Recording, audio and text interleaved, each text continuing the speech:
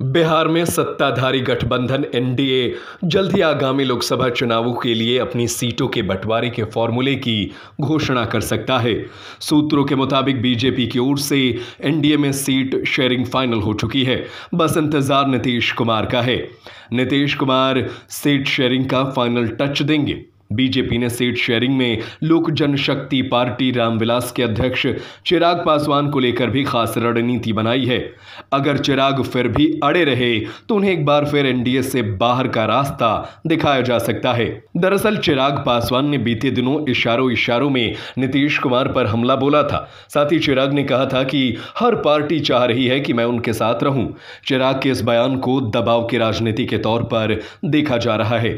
ऐसे में बीजेपी चिराग पासवान को खुश करने के लिए हाजीपुर सीट उन्हें दिला सकती है।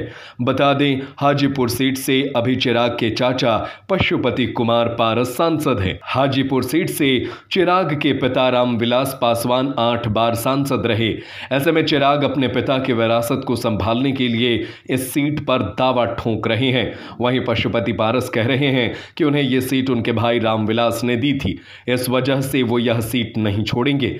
अब सवाल उठता है कि चिराग अड़े रहे तो फिर एनडीए में सीट शेयरिंग फॉर्मूला का क्या होगा। इसके पहले जानते हैं एनडीए का 2019 का सीट शेयरिंग प्लान क्या था। वर्ष 2019 के लोकसभा चुनाव में जेडीयू एनडीए में शामिल हो गई थी।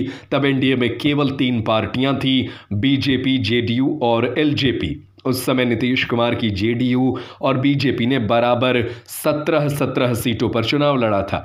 बीजेपी ने अपनी सभी सीटों पर जीत दर्ज की थी, जबकि जेडीयू को 16 सीटों पर जीत मिली थी।